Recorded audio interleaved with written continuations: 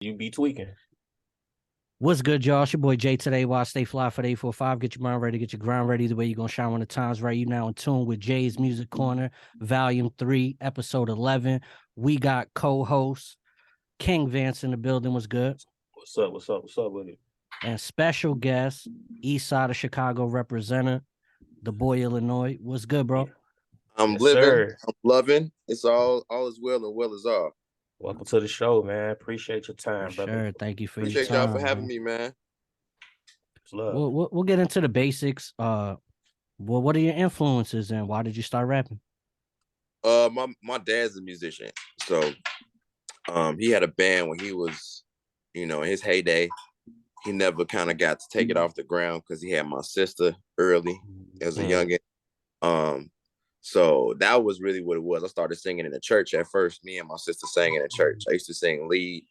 So I started that. Then puberty hit, and I just found another way. So the first rap I wrote, I rewrote a Shaq commercial.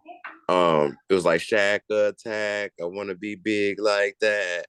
And that kind of like was the first spark of me like just being interested in rap music. And then what really kicked it off was Master P, Make Him Say video.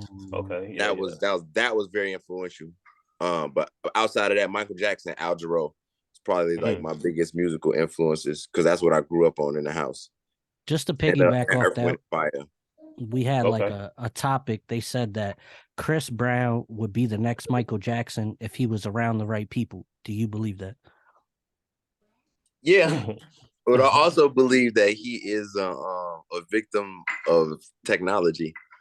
You know what I'm saying? If Mike was probably doing his thing during this time, we probably would have had a lot more scandals than he did have at the time. And I feel like that way about any type of entertainer. But Chris Brown is as far as entertainment, hands down one of the greatest of all time. So you can't take that away from him, even outside of all the other stuff. Yeah. How important do you think is like having a mystique around yourself, like being secretive? So that's what kind of I had, but it also for the good part of it, it doesn't allow people too much into your business, your personal business. But on the flip side, it hurts as far as content goes, because the more you are out there and vulnerable, the more that you can raise your internet presence. And that's very, very important in today's climate. And that's what I've been working on as of late, coming back onto the music scene, is just being more visible. So it can be, it has its advantages and disadvantages. Right. But when you can work up to a level like Kendrick, where it really doesn't matter that you're visible, then it doesn't really affect you. Yeah, but until then, you really gotta be visible. Yeah, that he can disappear. Him and Dale can disappear for 2 years and then come back like ain't nothing changed. Man, so that's crazy. Yeah, I seen you got that fashion award for Chicago. Yeah. What are your influences for fashion, and how important do you think it is in the hip hop culture to have like fashion as an ingredient in your recipe? It's part of the costume. When you talk about performance, the Boosie Collins, the James Brown, things of that nature, it's all a part of your costume. Andre 3000. I remember when I was on tour with Lou used to tell me like, yo, Andre said he would throw on an outfit to go to the grocery store because it kind of, you got to be in character. That was always the thing with me. I had a queer eye for straight guy when I was a baby because my godfather was a gay man, but that boy knew how to dress. So I would always stay fitted up. So it started with that, and then I grew up with a lot of Nigerians. So their fashion influenced me, and then another one of my fashion influences is Scott Disick, Courtney's ex-husband. So I always loved how fly he was. So it's a mix of Afrocentric, but still Euro. So it's a Euro Afro type mix. And then in whatever I feel is fly, I usually do. I did this one thing in high school where I kind of tested my influence. And because in high school, I was big too. I used to sell fake Jordans in high school too. That's how influential I was. But I started this trend for like 2 weeks where I just wore a tie with everything, like hoodies, sweatshirts. And then like people started catching on. I was like, all right, I see like I have some type of influence. But yeah, that's my fashion sense first started with my godfather, and then it just graduated from there. Well, you definitely can dress because I seen it for myself. I said, bro, this Yeah, brother yeah, is for sure. clean. Yeah. Do you have any favorite brands? Because like I have a lot of friends in Chicago, but they don't wear the brands that we wear in New York. Oh yeah, no, we got a lot of our own brands. So yeah, I feel like y'all get fly with like not an off brand. I don't want to say that word, but y'all get fly with things that I'm not in tune with. I mean, but home earlier stuff. when we was kids though, like in the 90s, we kind of had the same things. The Avery No, we jackets. definitely did.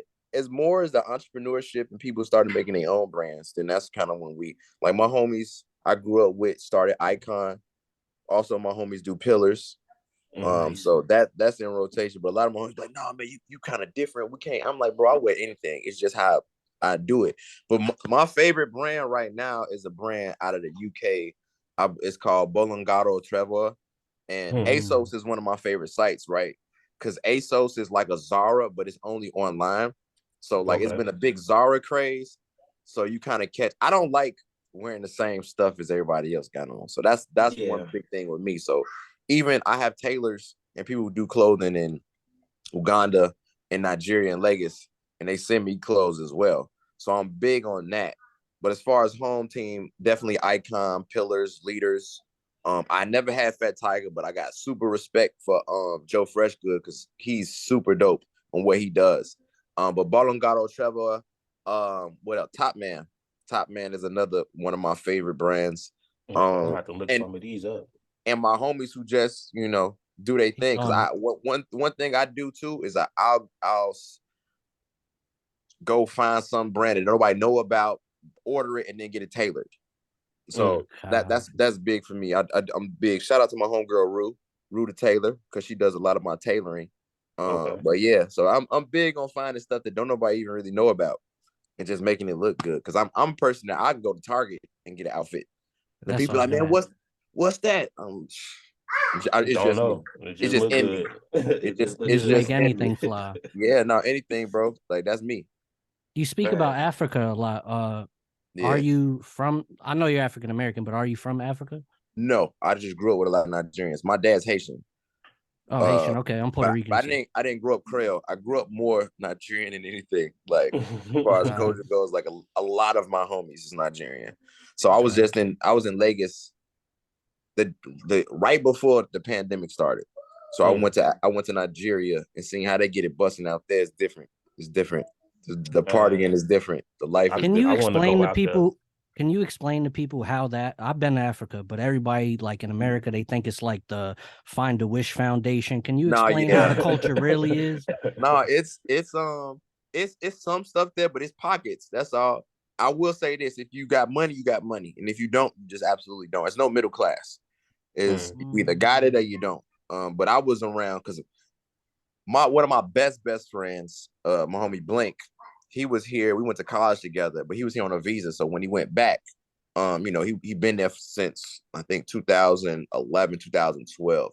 But a lot of my homies is big on the music scene out there. So like they're like 1 degree separated from WizKid, Burna Boy, Tim's, all them. I knew of all of them before they even blew.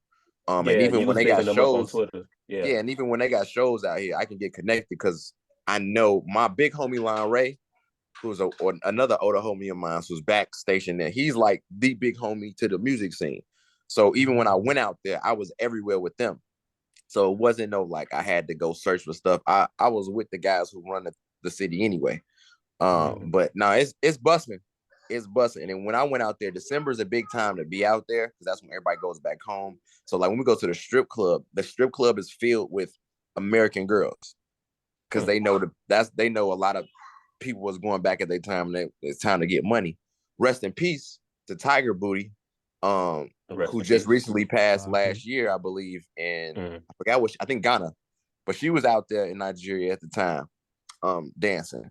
But yeah, it's busting. The clubs don't close till like 7 a.m. You come out the club and it's time for breakfast. Yeah, they lit all night.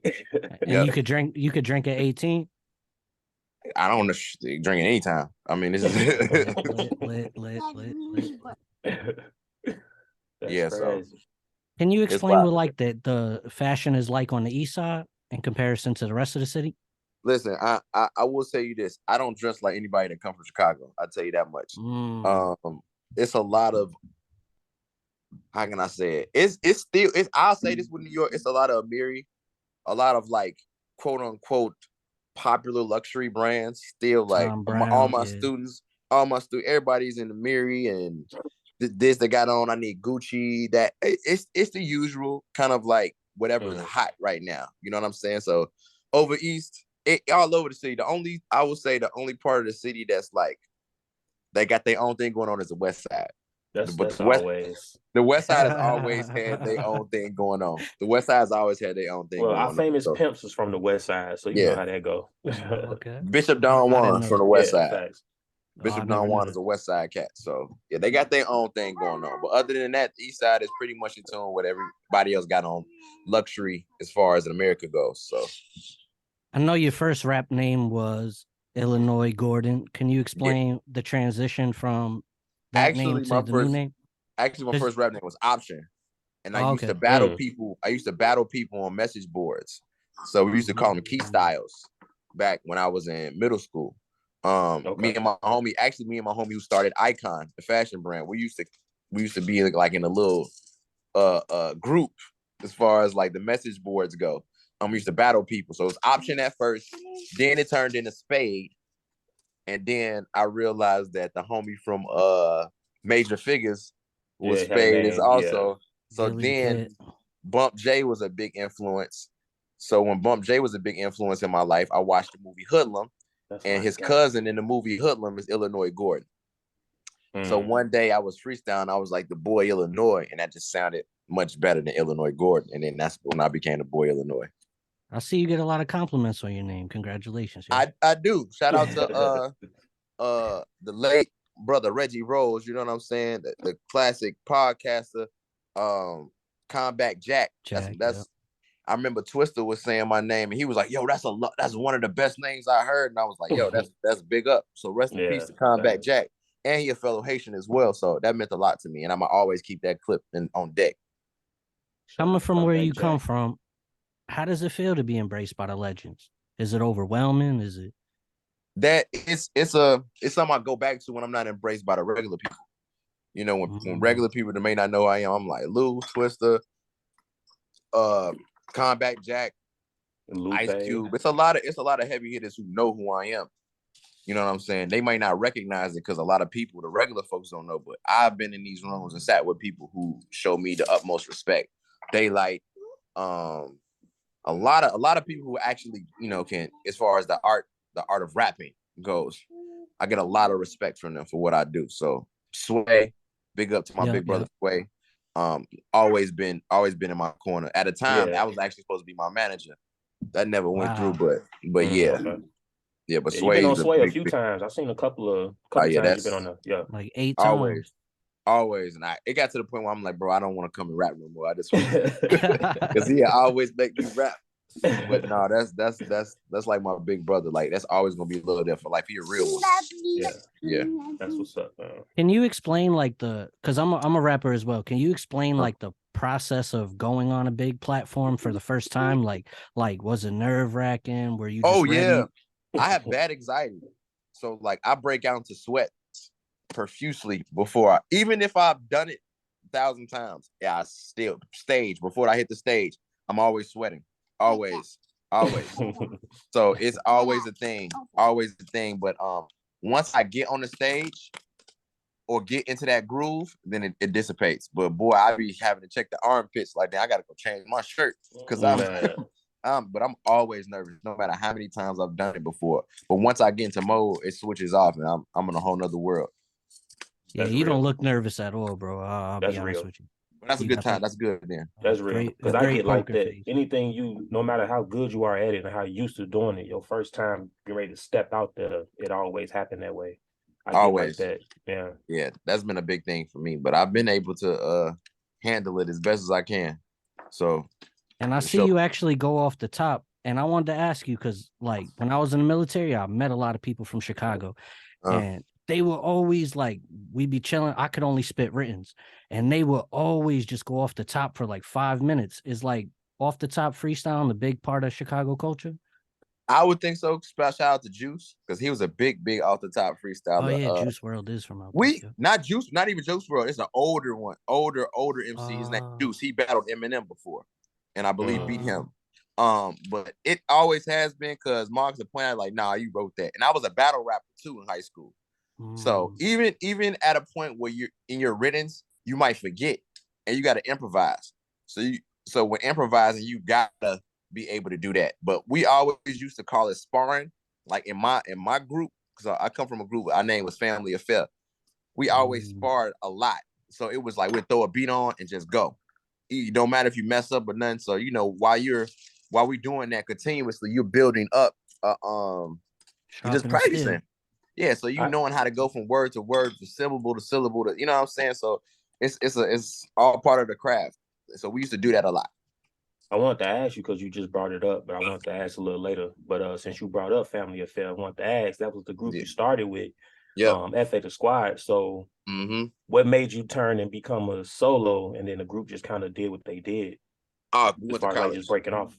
We went to college. Everybody went to different schools. So it's like you just had to figure out and do what you had to do. And I went to University of Illinois, so I had a larger platform. And I was kind of like that dude anyway. So like I just went and did my thing. Shout out to my homies Jeff and Femi Osuji. They gave me my first performance at U of I. And then from there it went crazy. And then D Brown, when my first year, D Brown that was his last year there. Before he jumped to the league. Yep, he became an influential part. And then later on, one of my good friends who just celebrated a birthday, Jeff Jordan, Mike's son. So he used to be on us about rapping. Actually, crazily enough, 5 years ago when we was on tour with Lupe, I invited him out. We was in Portland on his birthday. I still got video of this.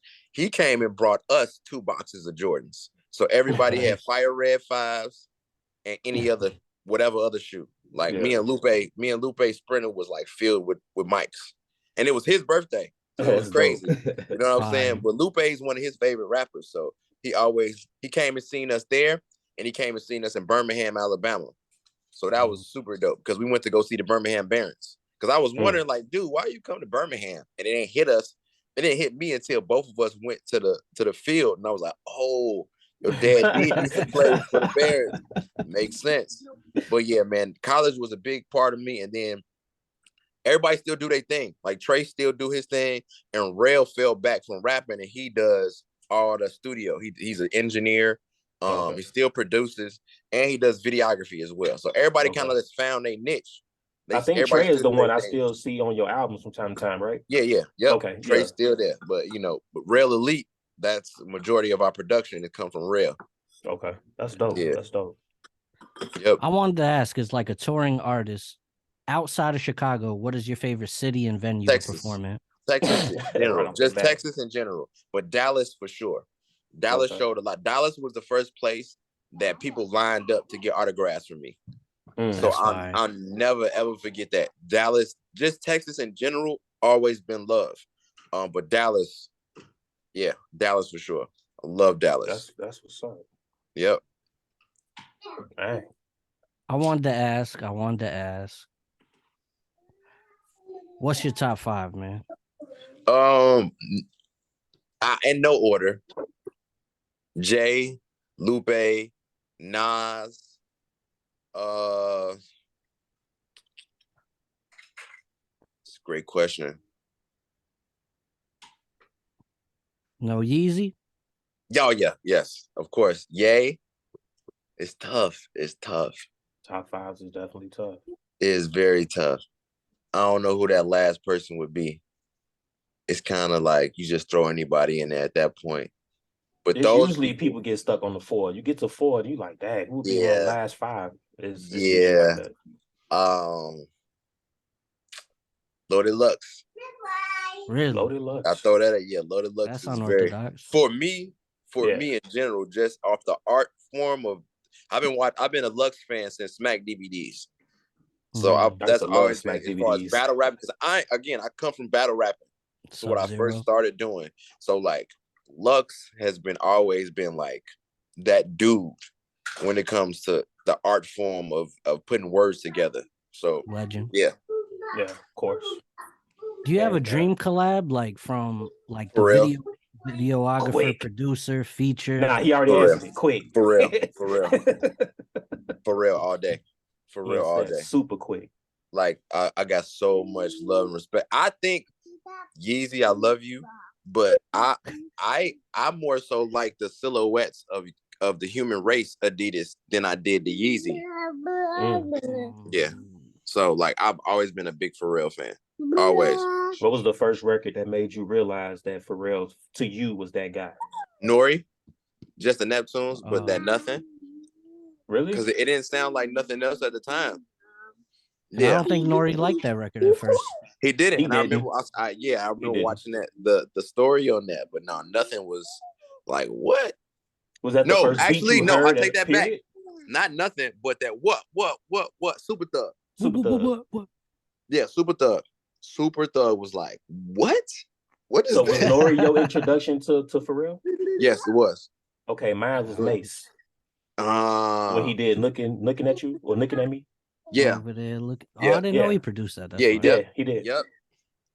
But no, I was a huge Mace fan, and then I was big into reading the credits and stuff like that. So that's how I knew the Neptune. Yeah. I was one of them. I was definitely a Mace fan too, because I always loved a smooth, like keep it cool type vibe. You know what I'm That's saying? That's why Fab my favorite rapper.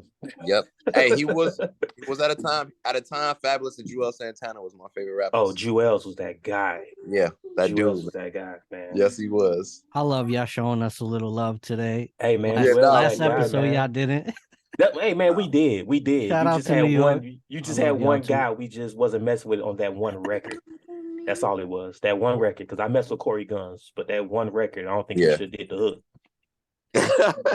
The hook wasn't I know him. what you talking. Yeah. Y'all want to get into this first video tonight? Yeah. All right. Was it Make Believe? Yeah. Can you explain and introduce this video? This is produced by my homie Real Elite. Shout out to my homegirl Nina. My daughter in the background. But she's in the video. I've known her since grade school. She's a singer as well, but she's fine. So I had to put her in the video. And Shout out to aesthetically pleasing. But Make Believe was one of the ones where like and also I write for other artists as well. I won't divulge into who, but I'm big on writing. As far as my writing, once I get the hook, it's over with. Everything else is a breeze. So like this Make Believe was just like one of them records where I was like, oh yeah, this is nice. And we still pushing this now that I've left my other job endeavor. It's gonna be a lot more push behind my music after I took this 2 or 3 year break. Yeah, let's get into it. The Boy Illinois, Make Believe. Let's go. Shot-town in the building. Shout out to King Vance and Jay's Music Corner. Yes, sir.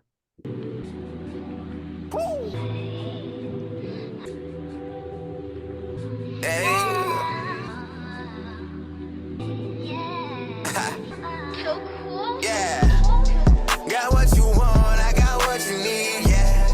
No hating, please, you just wait and see, yeah. Head overseas and play make believe, yeah. Head overseas and play make believe, yeah. Got what you want, I got what you need, yeah. No hating, please, you just wait and see, yeah. Head overseas and play make believe, yeah. Head overseas and play make believe, yeah. Go get your bags, I'ma get the G's, yeah. Wrapped up in gold like I'm Mr. T, yeah. Got you ringed up, yeah, officially, yeah. But get this money, what the mission be, yeah. 101, we clicked up, you see, yeah. Don't get it confused, don't mix up, you see, yeah. You know what it is if it's up to me, yeah. Play it discreet and we say la vie, yeah. Classic.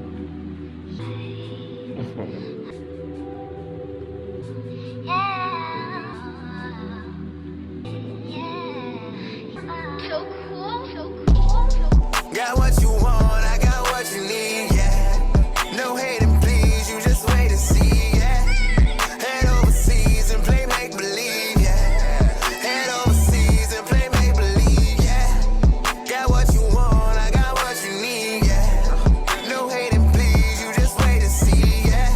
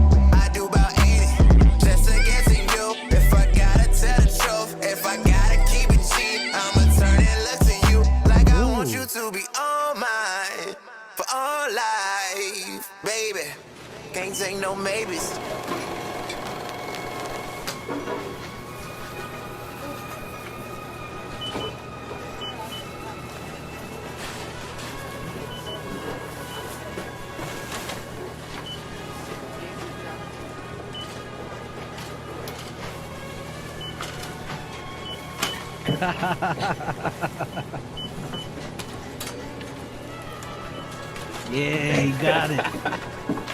He did it. Almost hit that dancing like Diddy. Once again, it's Jay's Music Corner. That was the Boy Illinois Make Believe. Shout out to Chi-Town. Shout out to King Vance. Bro, most importantly, I want to say thank you for being a father because I grew up without one, so I respect it to the utmost. And I just wanted to say Shorty kind of looked like Will Smith's wife. Jada. Shout out to Nina. That's my girl, man. She look like somebody I know, but it ain't. Her name wasn't Nina, though. Oh, damn, yeah. Nina Porter Clark. Yeah, she looked like, what's her name? Smith. Jada. Crazy. Yeah, she looked like Jada. You wild for not knowing the name, bro. On red table talk, man. But what'd you think of that one, Vance? Man, as always, every time I hear a song from homie, bro, it's never nothing short of a good record. Like from the production side of it to the flow, the hook, and then the way he just glide across that thing. It's always the same with every song. And the aesthetics I'd be in the car listening to a song and just be like, I probably never heard one bad song on your project.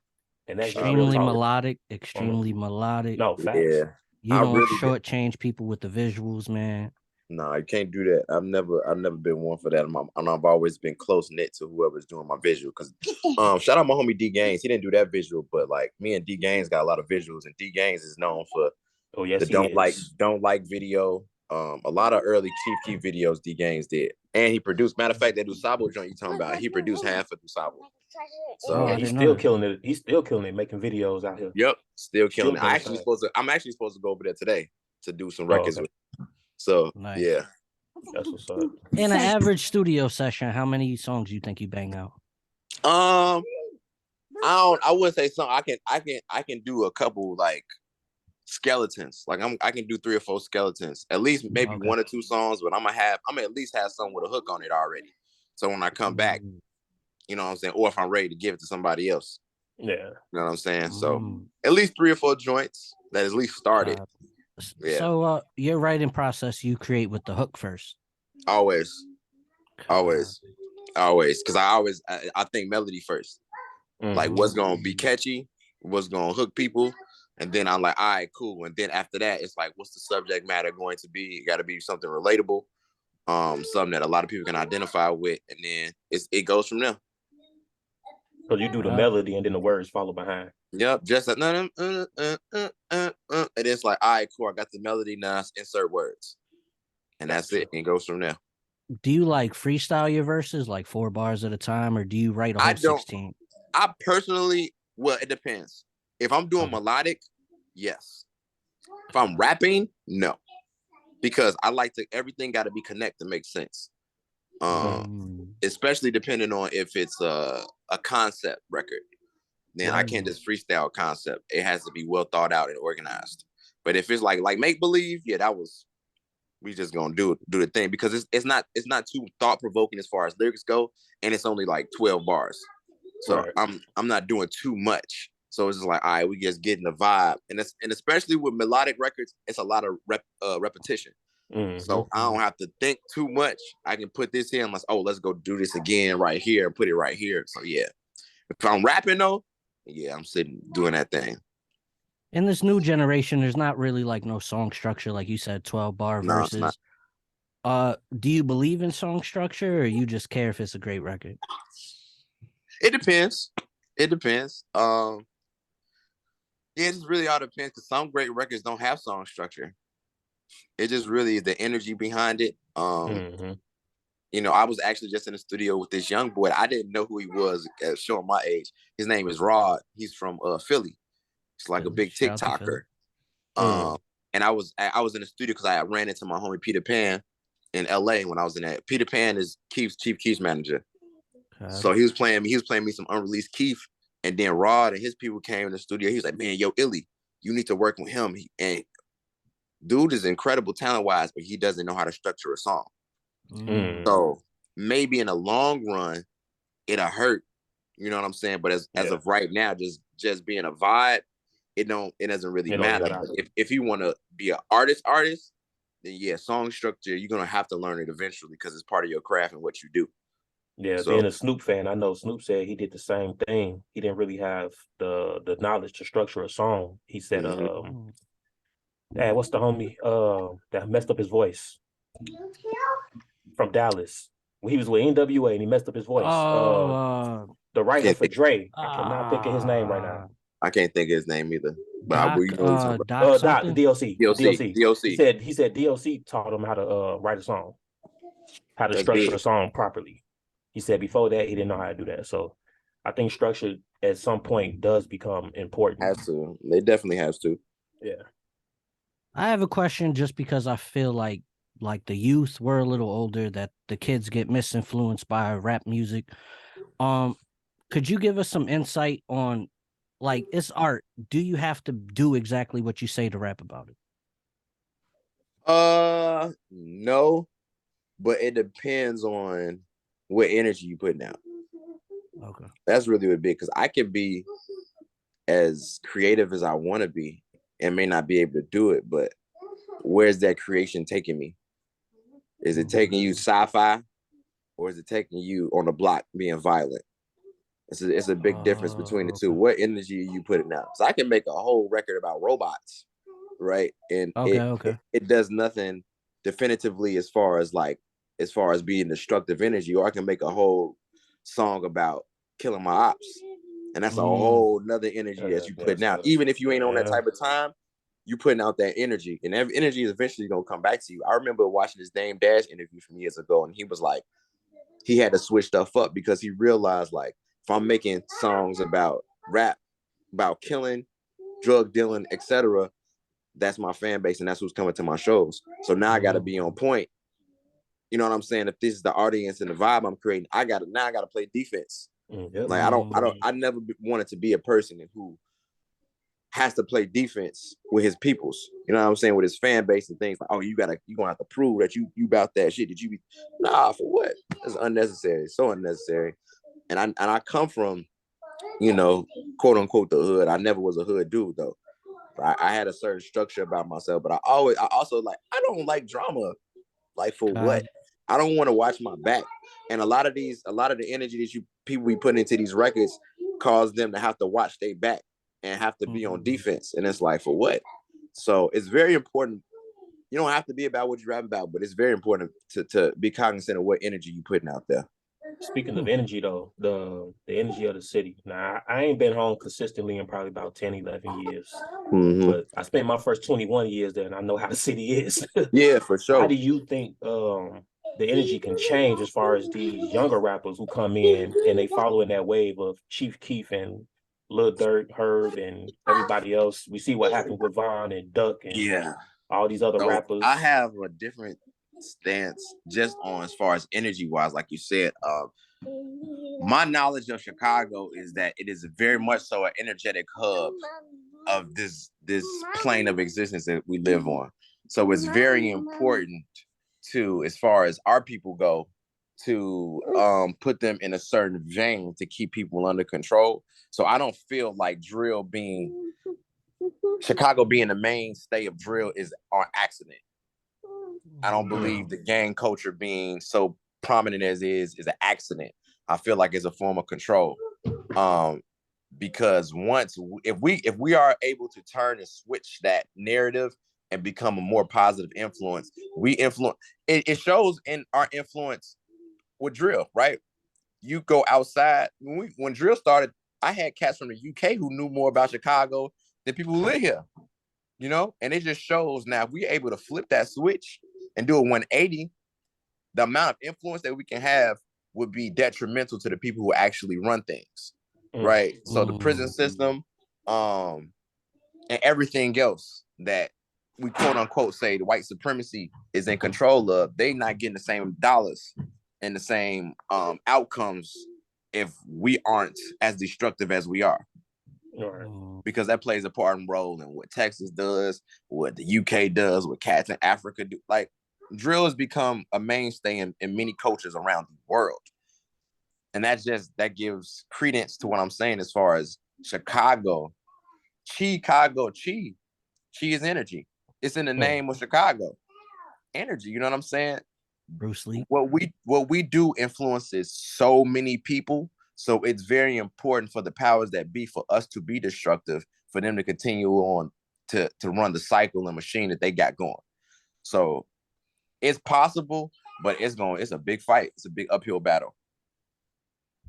Yeah, I agree. I wanted to put this out there just because I've been to Chicago before.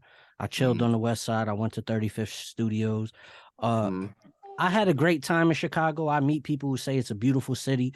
I just think people focus on the negativity too much because it can be a great spotlight place. got put on the negativity. It wasn't until Chief Keef and them came out that it became such a big thing. Before that, we still had gangster rappers. That's what I'm saying as far as what the goal is, right? Because if you only focusing on that, that's the energy that you gonna keep pushing out. And it's gonna be, oh yeah, they from this, or people that's here, like, I want to prove everywhere I go, I'm from the crib, this, that, and the other, blah, blah, blah. It's all destructive. It's nothing positive. You know, and the more that you promote the destructive, you're not gonna have anything else. And that's what you're gonna want to keep influencing and amplifying. I thought that PTSD record was really great, post-traumatic slave disorder. How important do you think mental health is? It is the most important. The most. And your mental is why you finding things acceptable to do, whether they're good or bad, morally, you know what I'm saying? And you know, I'm not real big on good or bad, but it's either you're either building or you're destructing.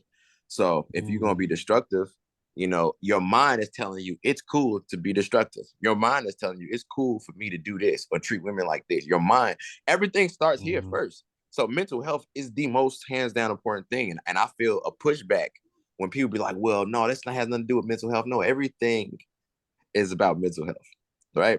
Every single thing you do, every action that you take inside of your day starts with your mind saying, hey, let's do this, let's do that. You know what I'm saying? Nobody's unconsciously just doing anything and everything. No, you're consciously doing stuff.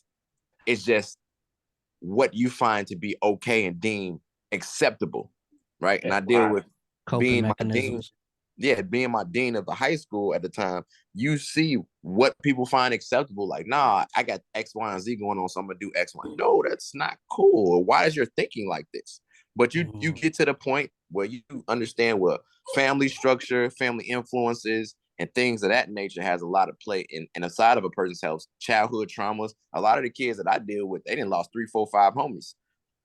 That's very big on their mental health and their psyche. What age are they? I got majority is freshmen and sophomores. So they 13, 14, 15. I had 3 of them that was locked up for carjacking on electronic monitoring in school, and they freshmen. So like that's wild to see. You know, carjacking has been big in the city the last couple of years. Super big. And it's the shorties that's doing the majority of it. And I'm seeing them live time, and I'm seeing their mental and where they at mentally. And I'm like, I see why you doing this. You know what I'm saying? I just had a shorty. He ain't short. He tall, but he 14. They tried to hit him with an attempt. He got out. I'm telling you, complete 180. He was on a different type of time, and I was so grateful that I'm like, I'm seeing something different, because not everybody be on that type of time when they get out. They still be on whatever they was on previously. He like, nah. I guess he had his own version of Scared Straight. Well, for most kids, that's called a strike. Yeah, I got a strike, but for him, he was like, "Yeah, I ain't built for this life. I'm he ain't, and I'm glad that he realized that. That's a fact. Did you major in psychology? I did. That's crazy. Yeah, I started as a political science major, and I was like, this is boring. So I started doing sociology, and not psych, but I did sociology. So socioeconomic impacts and just knowing how important it is to be in a child's life from 0 to 7. It's very important, and their influences from 0 to 7, and studies that went on inside America and outside of America from that. that adolescence. You know what I'm saying? Because once you get a child past 7, it's kind of hard to get them out of their ways. It's pretty much, it's hard. It's not the hardest thing to do. But once you get past teen, you can pretty much be like, hey man, it's over with, bro. And unfortunately, it's that's something I had to cope with growing up as an adult, is realizing that you can't save everybody. And everybody ain't meant to be saved. You know, you got some people that's just gonna fall to the wayside. And you might be in a position where you're wasting a lot of energy on people that ain't never gonna get it. And you can be channeling that energy to other places. Like I like to tell people now is that humans aren't the end all be all of society. And so a lot of the time like to act like we are the best and most important part of the world, and we're not. If you got crops, right, and you have a certain small pocket that's dying, you're not going to spend all of your energy on those crops that's dying and disregard all the other stuff. Because once you disregard everything else, you might have the entire thing just die on you, and now you can't benefit at all. What farmers do is like, all right, we're throwing all this out. We'll put our energy into it to a certain amount, but after that, once the crop is dead, it's dead. Yeah. I ain't finna be focusing too much on this. I'm not trying to replant this. No, I got a whole bunch of other stuff I got to concentrate on.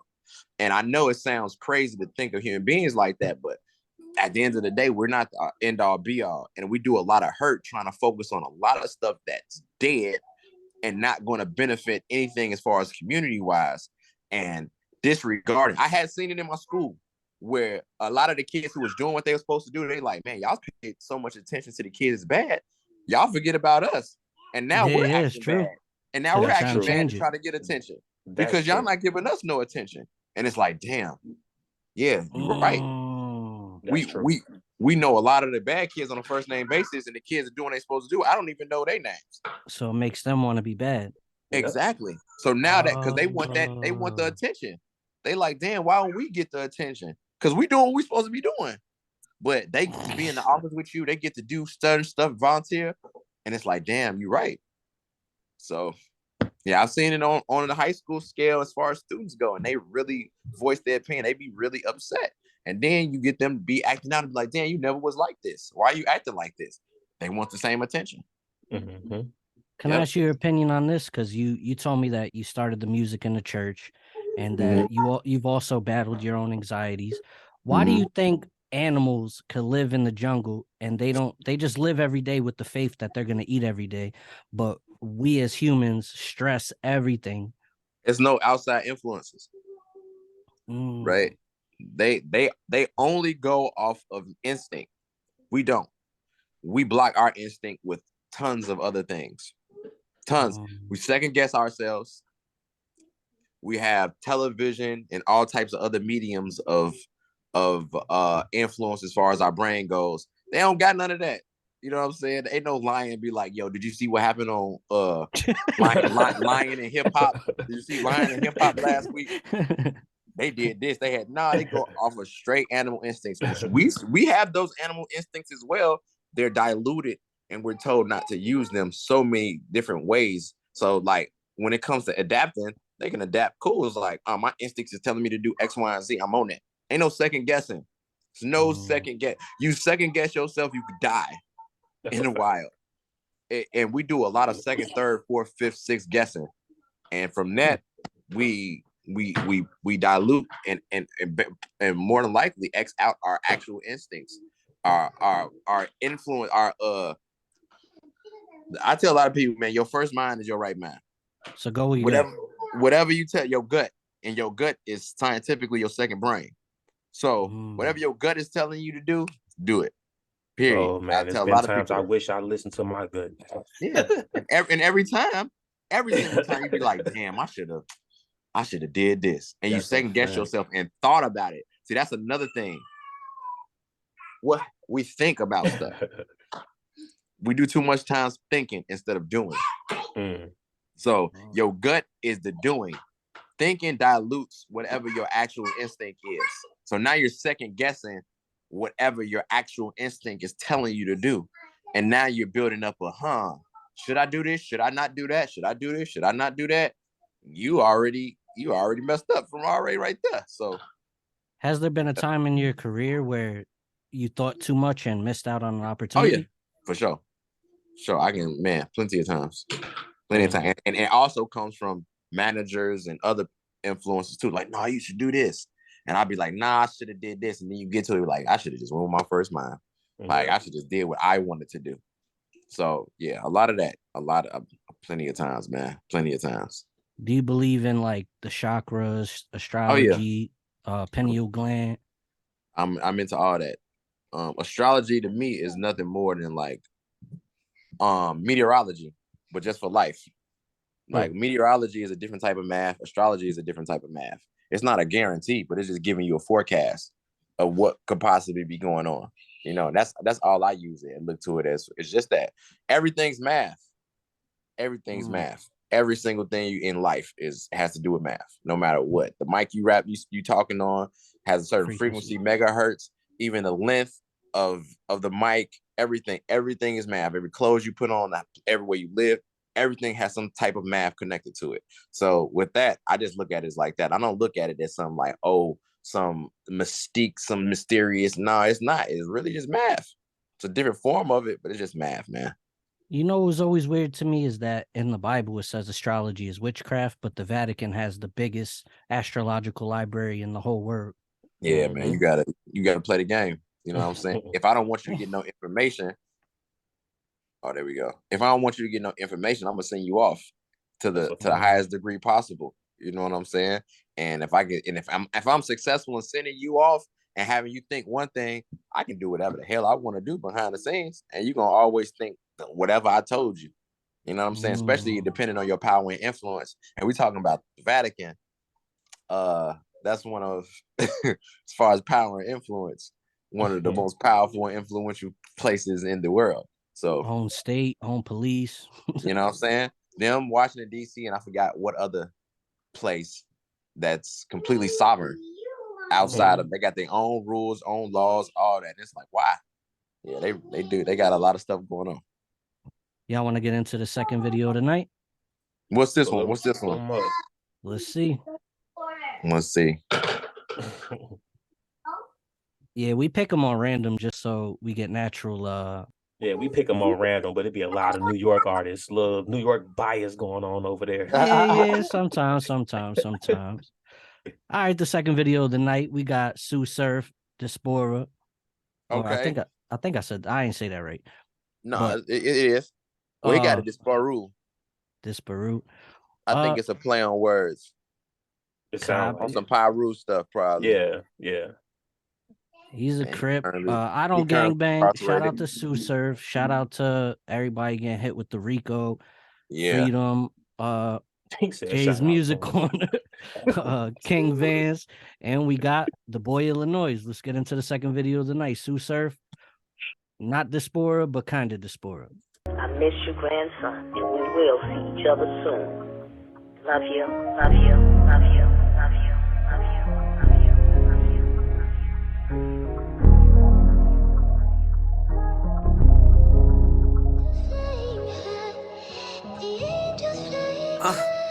Parallel pocket, Matt Darkin, it's a 550. Application question number 1, like, would you die with me? I done seen gangsters turn goofy, you can't slide with me. All I hear is grandma in my head keep saying God with me. They won't know my walk of life, they wasn't where I ran at. That prosecutor never had no ops, I understand that. We be where it happened, get it back in blood. Only God could judge me and I'm standing in front of judge. You just never know, you know, cause niggas they be switching. And then they look surprised when you catch up with them, switch them. Fell and then he got up, dusted off and then he fell again. Little bro won't let go of that trish and I've been telling him. Told myself I never ever walk inside that gel again. Titties on a pretty bitch with baby hairs and melanin. Trying to let it settle in. By the time that you hear this, I'm probably felling it. Stomach shot, shit feel like a shell again. He predicted it. I see the doves are in the sky. Yeah, that's whack. Baby, shit feel like death before the death, but train died yet. FaceTime my mama trying to tell me she ain't cried yet. But who hit your dog, don't say no rip if you ain't slide yet. Made a hitter feel like I ain't make it out them projects. Crackers trying to sit a bitch, sit me with the goonies and the trappers and the sinister. Niggas die a lot and I'm alive, fuck it, live a bit. Instagram models on the waiting list for my visit list. Wasn't with me shooting in the gym, you can't visit, bitch. I be there in middle of the storm. Pops probably won't even notice I'm gone. But some shit be the norm. If you follow through, they can't criticize the form. You gotta hold your head and keep warm. Keep warm. Keep warm. Once again, it's Jay's Music Corner, Volume 3, Episode 11, with special guest, the Boy Illinios, and co-host, King Vance. What did y'all think of that joint? I'm digging it. I like that. Visual was dope too. It's a lot of real talk in there. But like you said, he predicted it. That's unfortunate, you know.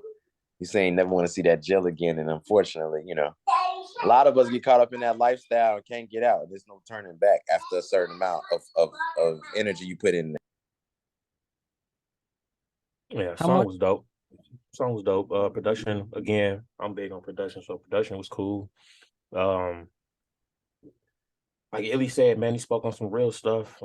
Unfortunately, he in the situation that he in. All prayers to everybody that's involved in that, and hopefully, you know, that turns out to be opposite of what's going on. But yeah, song was dope though. Illinois, with a man that would be blessed from my perspective, how much do you think life is planned out? How much do I think life is planned out? I don't know. I feel like you write the story as it goes. I feel like everyone has a personal trauma that they have to get over. I feel like that's the hurdle, the antagonist of everyone. Everyone is going to have to deal with a trauma, no matter what family you come from, whether you're poor, you're rich. Everybody's going to have a trauma to get over. And you write your story based on how you deal and heal from that trauma. Because you can be in a spot where you're traumatized young, and now I feel like a lot of people now too are living in their trauma and not their truth. And when you live in your trauma and not your truth, you create new traumas, and you just go from there. Sit down, and it's no healing involved. So, say for instance, sit down, baby. I feel personally like a lot of women deal with trauma early on as far as sexual abuse, and depending on how they deal with that trajectory, they could either become healed, living their truth, or living their trauma. And I feel like a lot of, this is an unpopular take, but I feel like a lot of women who are doing sex work are living in their trauma. And that's something, and that's something that because I know a lot of women who do sex work, and once I get to know them and learn their personal history, I'm like, oh, this started way, way long time ago when you were young. And you get used to that feeling, and you don't ever heal from that. So you feel like that's what you are. And just outside of that, hurt people. Yeah. And if you're not getting the proper healing, and I also feel like we live in a day and an age where people coddle a lot of trauma, where it's just like, no, that's okay. They can no, it's not okay. It's not. A lot of that is low vibrational energy. And we get caught in a lot of that low vibrational energy. But like, I made a tweet a while ago. It was just like, because of the internet, no matter what you do, you can find a crowd in a dark corner that's going to support whatever toxic behavior that you do, no matter what it is. And once you find your champion crowd, you can be like, well, they rock with me. They think this is right. So get what you're talking about. So it's a lot of that going on. And I just feel like it's not planned out, but it can be pre-planned for you if you don't take hold of your own destiny and control of your own destiny. Yeah. We got Snoop Dogg nominated for the Songwriters Hall of Fame. One of 3 people if he gets inducted. Missy, Jay-Z are the 2 that are in there. Why do you think that Songwriters Hall of Fame has only a little bit of hip-hop people? I don't know. Because when it comes to as far as lyrics go, I feel like ours is the most complex out of any genre that you can think of. We have the most bars that we have to write. I don't know. I mean, it could be a, quote unquote, the stereotypical like type of like supremacy type thing, like just keep us out of those spaces. But like as far as songwriters go, like I can name a ton of our people that should be there.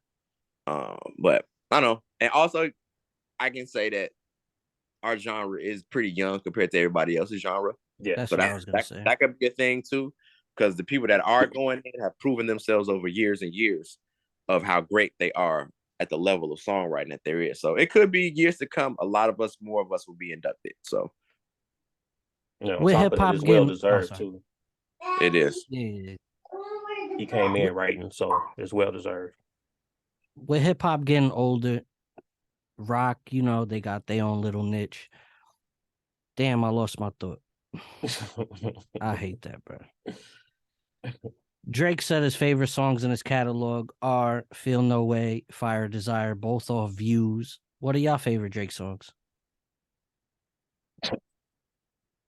You ain't asked me that, bro. I'm gonna let Illy answer that. My favorite Drake, I'll say, of course, Best I Ever Had. That was and Underground Kings. Underground Kings is one of my favorite Drake records. It was, I believe, it's either Underground Kings or another joint that I think off the first album. I can't think of the name, but he had a line where he was like, basically saying like, I just met this girl in the mall and I'm hitting her up and I don't even talk to my grandma as much. I know what song you're talking about. I can't think of the name either, but I know what you're talking about. Yeah, that struck a chord with me, and I was like, "Wow, wow." He got a couple of lines was like, "Wow." I think, and then Underground Kings, he had a line where he said, "It's been 3 years since somebody asked me who I was," and I was like, "That's a flex. That's cold." That's a low key flex. He's definitely the petty king. He got the most flexing bars ever. He do. That's what I was gonna ask. With hip hop getting older and like Jay-Z's, like actually having people that rap at like 50, 40s. Mm-hmm. Do you think we could change the perception of music, like the old person, young person narrative? I think it's getting there, especially when you got Griselda doing what they doing. Yeah, and they older. They 40 and up, I believe, and they doing their thing. Freddie Gibbs. I don't feel like it's that barrier threshold. Everybody's like, oh, this is a young cat. It's an anybody game right now, and especially with the internet, you can use. There's so many different mediums and platforms to get your fan base from. So it doesn't really matter what the quote unquote mainstream says. You can get your. It's definitely changed. It's definitely the tide is turning right now.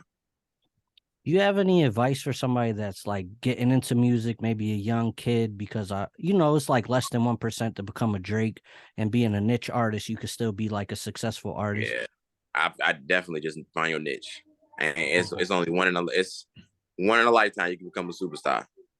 I had a dream of doing that one day, and then I realized like I can really still like if you can make $500,000, you are successful.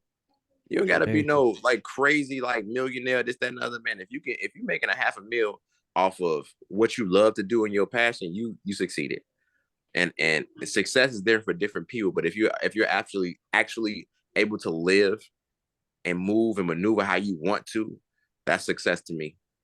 So like, don't measure your success up to other people's or whatever mainstream feels as success. Like as long as you taking care of your family, taking care of yourself, and doing what you love to do, it's a success, man. So when did you feel like you made that curve as far as like making music and you like, oh, I was able to do this with this person, or this person wanted to do a song with me, and it was like, oh, I think I made it, I'm there? I think after the second tour I did with Lupe, when I came home, it became a point where I'm like, people was walking up to me, talking to me, and I was like, do I know you, or do you just know me from music? And it happened a lot, and it was happening a lot, and people was talking about me, and I was like, okay, here we go, and that's when I started getting brand endorsements and things of that nature, and getting brand checks. So that's when it was like, all right, the tide is turning, the hard work is paying off, and then I got blackballed, but that's a whole other conversation I'm not even finna get into right now, because I passed it. I finally recently just got like, let it go. I missed out on a lot of money because of that situation. But at the end of the day, it was just a learning experience, and everything happens for a reason. So it's all good. So that blackball stuff be true when people say that. Oh, for sure. Yeah, because I see a lot of people say it, but then you got other depends, people man. in the game there who downplay it. Some people say it. Some people that say it. I know firsthand when it happened and why it happened, because it was in the city. It was in the city, so it wasn't that far. You know, you in the city doing music, man. Everybody know everybody. Yeah, that's a fact. No matter what. So it got back to me in many different variation forms, and then I found out about other stuff that was going on to other artists. So I was like, all right, I ain't tripping, but it's all good. As an artist that toured, I see a lot of the old heads say that more young artists should do like open mics to hone their craft. You say that you look nervous. You never look nervous in any of the videos I've seen. How important is it to start at the bottom performing? I did ton of small shows, and it's very important. I got you in a minute, baby. It's very important to always put on your best show no matter who's there, and that's one thing I've always done. It's 2 people, 3 people. So then once I got to touring and in front of 2,000, 3,000 people, what I did was I watched a lot of YouTube videos of performances. So Busta Rhymes, T.I., Lupe Fiasco, and Jay-Z. Those are my biggest, as far as performance-wise, watching them. And also, like, I'm big on not rapping over your vocals. So that's a whole nother aspect that a lot of young cats don't do. And it's very important performance-wise, because you can improvise, and it's, you know what I'm saying? People want to hear the record. What Jay one time was at a So Def celebration, and they was playing a record. Jay was like, turn this off. Like, y'all, if y'all gonna play the backing record, y'all didn't need me here. Like, okay. So I'm real big on that, and just giving people a real raw performance, because as far as performance goes, that's a whole nother art form outside of recording and putting out music. So I'm very, very big on performance, and I did a lot of homework. Even when I was on tour with Lou, coming back out to watch see how he controls the crowd, what little small stuff. He was telling me, like, it's like doing stand-up, right? You got to keep them engaged at all times, in between songs, leading into songs, this, that, and the other, stopping songs sometimes. So it's a lot of stuff that goes into it, and that's really, I don't feel like a lot of people on my level of performance, even that are big, right? Because I used to one thing I do was, like, people be like, damn, I got to go on after you. Yep.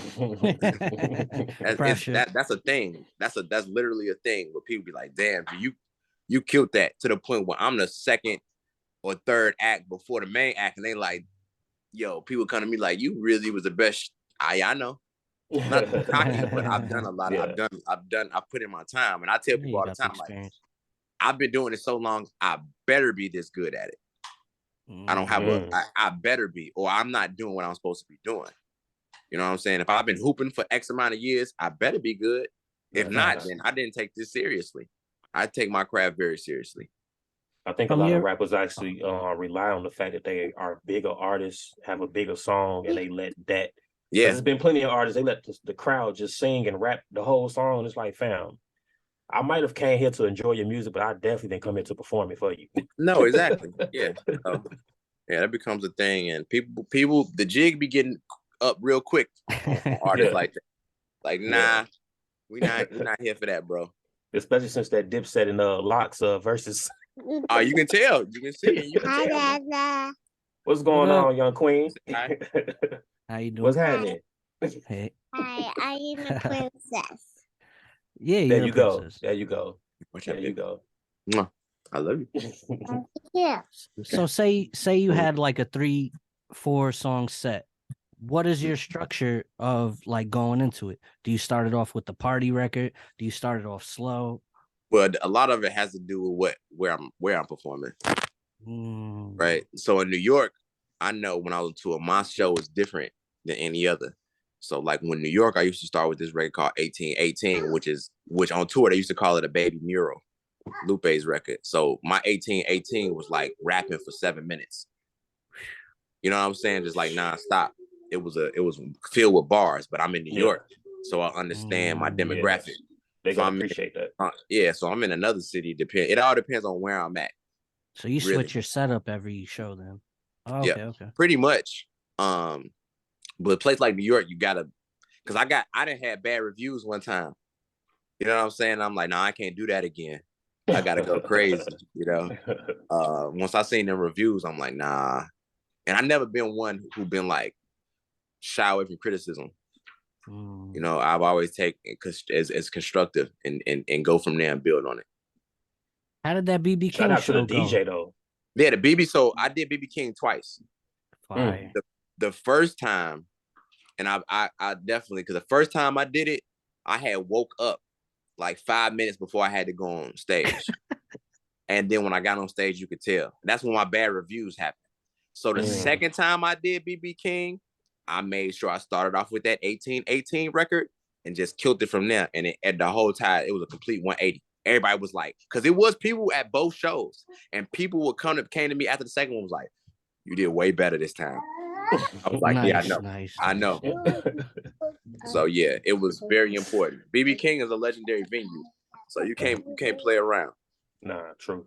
Y'all want to get into this third video? What we got? Let's see. We got your favorite. We got Rob Markman. 1680 freestyle. So first, I got to definitely shout out Rob Markman, because he's the person who originally put me in tune with Sway. Oh, okay, that's what's up. Yeah. Let's shout him out, then. Shout out to Rob Markman, one of the best journalists in the game. He's Puerto Rican. I fuck with him. But shout out to the Boy Illinois. Shout out to Chicago, and shout out to the co-host King Vance. Let's get into it. Rob Markman, sure. 1680 freestyle featuring Devious Minds. Right to dream.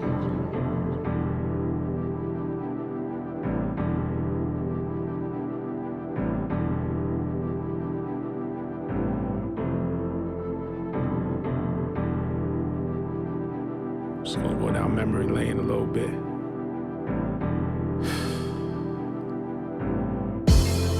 I'm just trying to do the math. How much time do we have left here before we pass?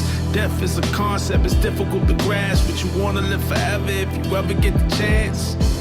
Gotta make this time count for something. How somebody doing nothing gonna judge them? How you out here switching up just based off their assumptions? If your people ain't riding, then just fuck them. And I know I can sound pretty callous and cold, but I always give the most. I gotta balance the roles, and I need a couple checks just to balance the dough. Cause I remember who was there when I was drowning and broke. Who helped and who didn't. On the 1680, I'd record in the kitchen. These my mailroom days, yeah, your boy on a mission. Passing CDs out to anyone who would listen. On my lunch break, in front of Hot 97, ran into Ye at the entrance. It's like 2004, I'd never forget it. Told him press play, you won't never regret it. I don't know if he ever heard it, or maybe it wasn't good enough. Maybe I ain't sing on the hook enough, but I ain't never tripped. I just went back to cooking up. On the grind if you ever trying to look for us. Yeah, now it's looking up. Had a bunch of L's looking back. Yeah, I took my lumps. XXL shit, I heard they's gonna fire me. Cause it's fire that's inside of me. It's heavy, but I put it on my back entirely. So you can never lie to me. I'm grateful for everybody who decided they gon' ride with me. Especially this other side of me. Let's have a toast. I bought some Ace for the occasion. You got a glass, you should raise it. If you ever had a dream, I believe that you should chase it. Whoever get a chance, never waste it, it's amazing. The outcomes is endless, everybody can't go, it might fuck up your friendships. People hating on the low might fuck up your mentions, but when it all come together, thank God for the blessings. Me and your favorite rapper had a falling out, still don't know what it's all about.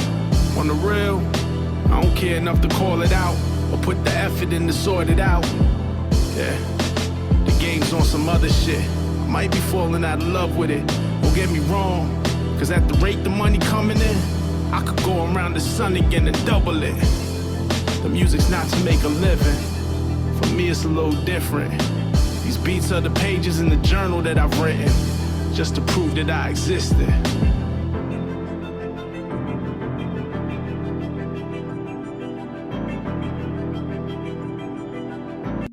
Once again, it's your boy Jay today. While I stay fly for the 845. That was Rob Markman, 1680 freestyle Shout out to co-host King Vance and special guest, the Boy Illinois. What y'all think of that?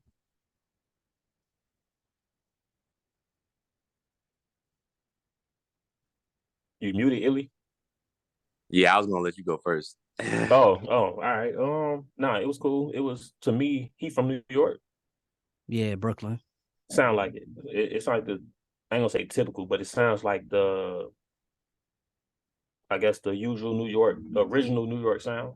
You know, really spitting bars, really saying something, got a feeling behind it, got the laid back soulful beat to it. So I rock with it. That's the New York that I grew up to, so I rock with it. Yeah, I would agree with everything you just said. Shout out to Rob Markman, always been a guy that he got a book, Russ's book. Russ said that he is the key ingredient to his thing. And then he said Rob Markman helped him get the connection with Sway. Shout out to Rob, man. I think he's a good dude. Yeah, I never heard of him, so this is my first time actually. It was a dope record to me, so I mess with it. Nicki and J. Cole not nominated for an award. Why do y'all think they keep shutting out J. Cole from the award shows? The Grammys? Yeah. That's wild. For both of them. That's wild.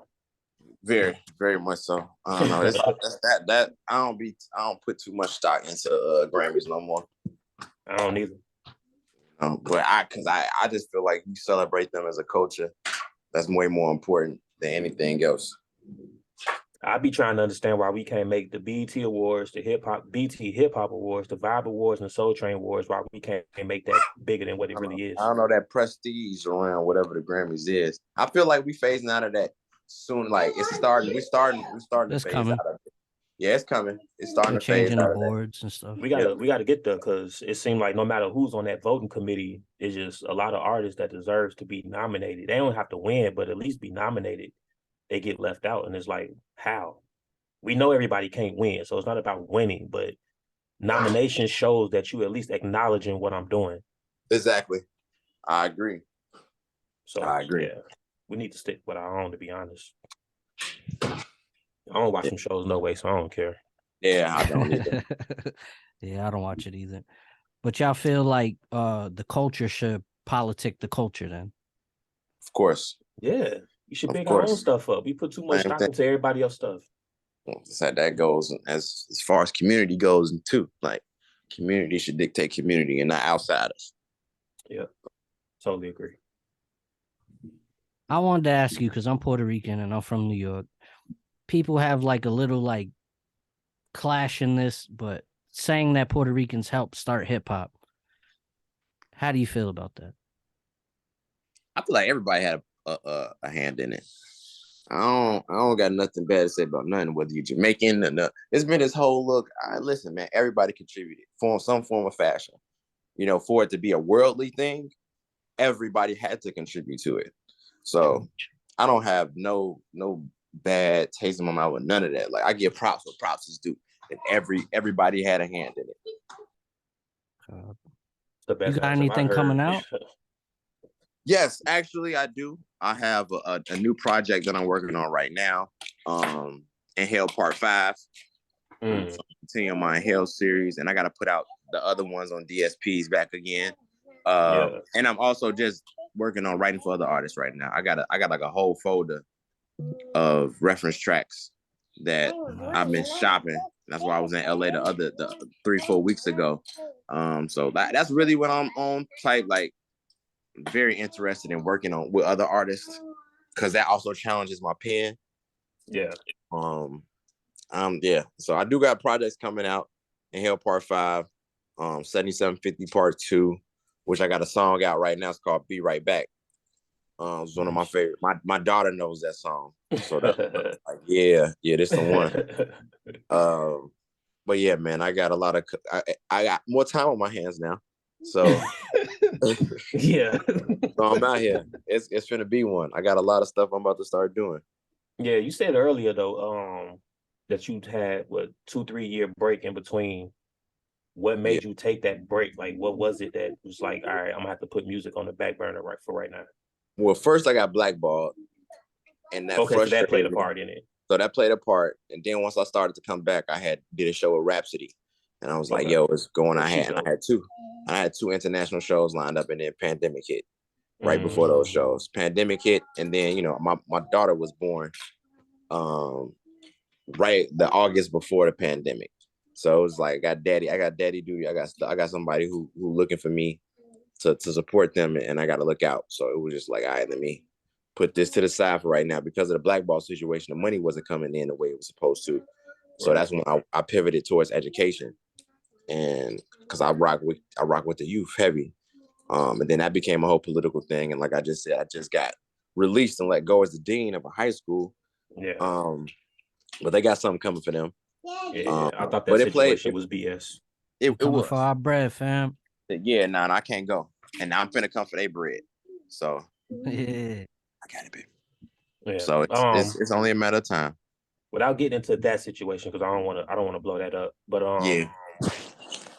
I know I follow you a lot on Twitter. We go back and forth for sometimes a little bit here and there. I seen one tweet you put up where you said that the music, you one of the people that feel like the music really do influence the youth. Sure. And sure. I've always been against that, honestly. Yeah. So I just want to hear your deep take on why you feel like that. I see it every day. Yeah. Like the stuff that they tell me and their reasoning behind it is always has something to do with some artist. Okay. Always. If they're doing something they're not supposed to do, they rapping these songs. Right. Like these are the soundtracks, and they really be thinking people live like this. And they're very impressionable, right, at that age. And being that impressionable and having access to social media, like you can just see it in trends. It can be a trend that happens within our culture, and then they feed it and continuing the trend on because it's a popular thing to do. And it's like, wait a minute. You know what I'm saying? We can just go as far as the carjacking stuff, right? The carjacking stuff let's not even go to carjacking, right? Let's just talk about Chicago gangs in general. Rap has now become a medium to diss and use to diss and disrespect your op. So and with that just being the medium and the most popular medium, I've seen cats pass away in Chicago and they'd be like rapper so-and-so, and I'd be like, they only got 2 songs. I wouldn't consider them to be a rapper, but that's the medium. That's the medium that's being used to disrespect all the cats that got cases in my school are rappers, and they rapping about all the stuff that they doing. So now you're amplifying everything you're doing, and once you amplify that and you get a following behind you, like, hey, this is what's hot. I'm finna keep doing whatever I gotta keep doing. I know shorties that ain't even built like that, that's making that type of music, and later on had to face that energy that they putting out. Oh, it's very, I know a few. It's super, super impressionable minds, trying to be in tune and trying to be popular and trying to be in tune with the times, and that fake machismo bravado type stuff. Like I gotta be like this, and it just gets amplified. And it goes not only with the music, the drugs, the pills. You know, from the story that I got fired for with the student with the ecstasy and the pop bottle. Yeah, like, that blew me when I read that. I was like, I ain't never heard of that. Bro, vape pens, I used to confiscate at least 2 vape pens a week. Of course, everybody's smoking. Yeah. And everybody is not like, so I had a student come to me like, man, like, because he came reeking. I'm like, man, what you want us to do, man? What you want us to do? Because I'm like, I'm not against whatever you do outside of here. You got to be smart when you come into a certain setting, right? Sure. And I feel like the music, our culture has made smoking stogies, like, put a whole 3-5 in the wood. For what, bro? I never understood that either, bro. We're wasting. Right, so I used to tell them, I told a student of mine, like, listen, you can hit the tree 2 or 3 times in the morning and be done with it and still plateau the same, besides you facing a whole blunt. Just because you see Herbo and all these other people putting 3-5, that's completely unnecessary. So a lot of the stuff that we make popular as a culture gets passed down, and these kids want to duplicate that. And when they duplicate it, they don't know the consequences behind it. And then it get to a point where it's like, it's too late. Like, or you run into somebody that's really about that and you reach an early demise. And me being in these lives of these for the past 3-4 years of 13, 14, 15-year-olds, I'm seeing it every day. You know what I'm saying? I used to have to tell people like, no, we not. I play music in the morning. They put on some this, put on some that. No, we're not listening to none of that. No, because y'all get to rapping and singing these lyrics and thinking like y'all mimicking the same stuff they doing in the videos, and then now you want to mimic it in real. Like, no, we stopping all this right here. We're not listening to none of this. So like, I'm big on that, and I was already on that. But once I was in the schools, I was like, ooh, I don't like this at all. This is something different, you know. Can I ask a question? Yeah. Not to cut you off. No, you good. I'm a kid. I grew up, you know, I was 10 in 2000. So I grew up on Jadakiss, DMX, Grand Theft Autos. It never influenced me to do any of that. Like I would see crackheads and I'd be like, damn, I never want to be like you. So is there like a responsibility to at least, I didn't even really grow up with parents like that sometimes. Yeah. So is it an individual thing or like a parent thing? Because I can't completely base it on entertainment. I was going to go there too. Yes. But also we have to play into account that not everybody is you, right? So as you may looking at this crackhead, like, I don't want to be like that. Another person may look at it completely different, right? And then also in that a lot of people don't have, I have 2 or 3. I had a kid who OD'd on 3 ecstasy pills and 2 perks. Ooh. Right? Damn. He don't have, his parents died when he was younger. So he's being raised by his grandma, who he runs over. So not everybody has that outside influence either. So we can play the parental game, but a lot of these people in the neighborhoods we come from don't got parents. That's true. So that's true. It's a community aspect and a community responsibility to call stuff out. And if you are at the age of 13, 14, like, nigga, you can't tell me what to do. I've been doing this for so long at this age and I got a lot of people who don't have parents, right? So like that kind of gets thrown out the window, and then the responsibility goes back to the culture and the community. Like, what type of examples are we setting for children who are in broken homes, who come from broken homes, who don't have the proper influence? And even if they do, they might come from a home where both their parents is crackheads. So they having to figure this shit out by themselves. And in the midst of figuring this shit out by themselves, they're more influenced by the outside in the streets than they are the people in their home. And sometimes you kind of would rather that anyway because of what's going on inside the crib. Yeah, so it's so many different various factors that come into play, and then also the own individuality of willpower and wanting to get out of certain situations. I was one who, you know, both my parents was there, and I also know people who had come from single parent households, but not everybody had the foresight to be like, I want to be something better, right? A lot of people don't see that because a lot of people don't leave their neighborhoods. Yeah. So if you're not leaving your neighborhood, if you're not leaving your neighborhood and you're not having the proper influences within your household, you already down 20.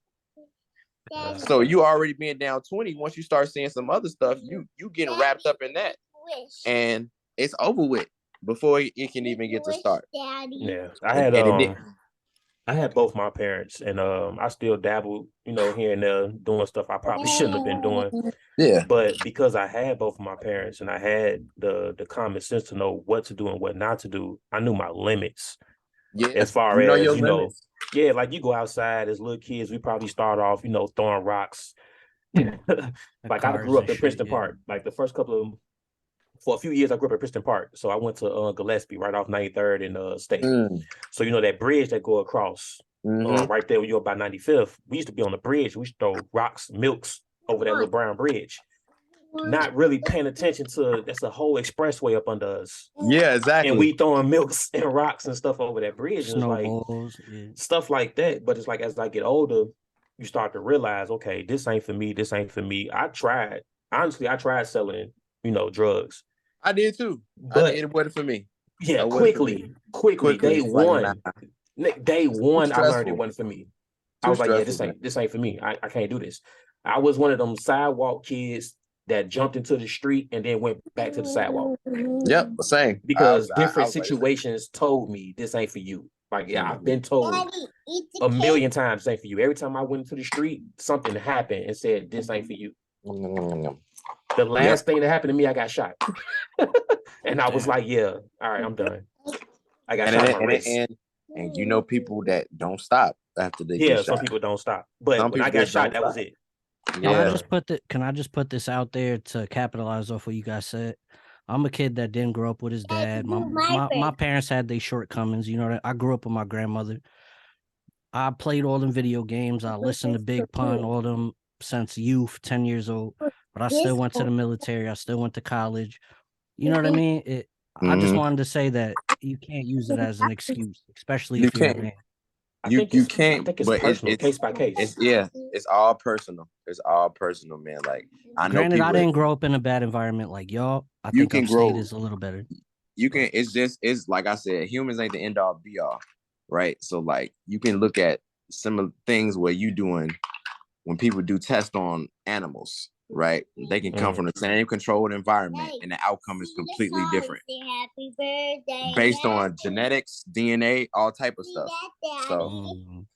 So it's a lot of varying factors that go, and it could have been an uncle or auntie or something that was just like more on point than everybody else. And she was like, I look up to that, and I'd rather be that than anything else. And there's some people who look at stuff as cool and acceptable, and there's other people that be like, nah, I didn't really rock with that when I was younger. I played all them games too. But it was also a thing where like I knew if I involved myself with certain stuff, I had certain consequences to deal with when I got home. That's a fact, boy. And I did it too. And it's a lot of people not scared. A lot of people, and then that's when you get kids who are completely disrespectful to adults and authority in general, where they're like, I have no fear because I didn't that discipline wasn't instilled in me when I was younger. So now I have no respect for whoever whatsoever at 12, 13, 14, and I do whatever the fuck I want to do. And I've had, out of the 3 people that I had carjacking cases in my school, 2 of them kept going back and forth, in and out of jail. And now you being indoctrinated at a young age where you think like, hey man, that's just what happens, you know? And you get 2021, you got a rap sheet that's long as fuck. Because you became used to being a part of the system, and now it's just like, shit, that's just what I do, bro. This is what I do. And then it gets celebrated, right? Where it's like, that nigga really in the streets. That nigga really do this. And it's like, that's the stripes I was talking about. We making it a whole thing where it's not only acceptable, it's the thing to do. You know what I'm saying? And now because the thing to do, now a bunch of people who ain't even cut like that is trying to duplicate it. And even with adults too. Like we look at the Love and Hip Hop and the BBLs, not all like that. That's the thing to do. It's a lot of very impressionable minds, and like not everybody gonna have the same thought process, willpower, common sense as a lot of us do. So that's also keen to keep in mind as well, because a lot of us come from the 90s rap era and the video games and stuff, but a lot of us didn't take that outside, and there were some that did, and that's what happens. I took wrestling outside. That was about as far as I went. Yeah. Nah, definitely. Shout out to Stone Cold. Shout out to The Rock. Boy, because I definitely was a big wrestling fan. But what happens? Does it change if we start championing like the kids for doing good? For sure, because that's popular. Whatever's popular, people are gonna follow, no matter what it is, no matter what. Like when I saw what I did in high school wearing ties, because I had an influence. Motherfuckers was following behind what I did, right? I could have did anything. You know what I'm saying? I could have been like, I'm gonna run and smack a girl every day, and start that as a trend. You know what I'm saying? Or I'm gonna start recording chicks during sexual acts, and that could have been a trend. But it's all on who has the influence. What are you doing with that influence? Because you know people are gonna want to be popular, and I want to do the popular type thing. Whether it's luxury clothing, whether it's cars, whether it's in the street, no matter what it is, it's gonna be like, even if you like, for me, if you being a fake activist is way better than being a fake gangster, because at least you push staring people in the right direction. In my eyes, like I'd rather you be a fake pro black mark than a fake street nigga who got ops all day. All day. The energy you putting out. The energy is different. You know what I'm saying? Because now you got people, even if you fake, people was trying to follow behind you, trying to do the right thing. But you know how they say negativity spreads faster? Do you think we could trump that, or that's just a fact? Nah, it's just science. I just feel like that's science.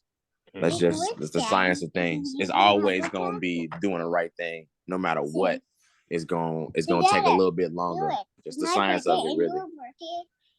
So no matter the efforts, no matter the efforts, it's always gonna be, as long as we putting a shine and a bright light on negativity, it's always gonna go boom, boom, boom, boom. We are constructed to engage in negativity faster. That's just how we built. That's how it is.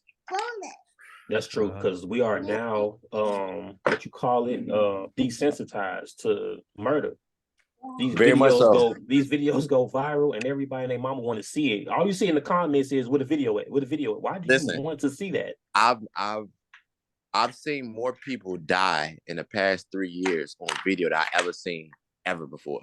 Ever in my life. That is I've seen so many videos. I'm like, oh shit, why I watch this? What, like the video of Duck dying. That shit, man, that shit killed me, bro. And bro, that'll fuck up your energy, bro. That'll mess with you. That'll mess with you for real. And as many times as we duplicate that and having that amplified, just imagine what that's doing to everybody's energy. That killed me. So it's a thing with, like, at school, right? All the fights, we reviewed all the fights because all the students took their phones out and they airdropped the videos. That's how we got. That's the culture too. A culture of pulling our phone out. Let's record this. Right. That's how we got all of our investigative stuff. It's like, all right, we got 6 angles of fights because everybody pulled their phone out. Everybody. The crazy part about that though is the kids know that, but they still record, and that's the reason why they get caught. But nobody thinks to say, you know what? Let's stop recording it. We all saw it. We can still talk about it. We don't have to record it. That goes into the thinking and the desensitization, being desensitized and stuff, and not thinking. I just think that's wild, man. And that's part of the culture. I think our generation, we like even doing stuff like this, being on camera. I think our generation was more quiet. They didn't want to be on camera.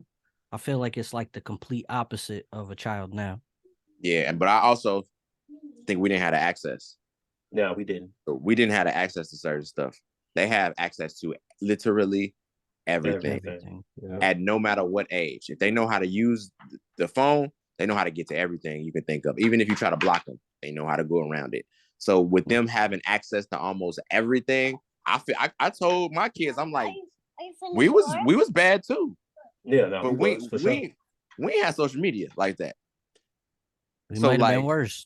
It definitely would have been worse, because like my school had like 17 offshoot pages I had a fight page, they had people called sleeping page, they had a whole page, this, that, I remember all that.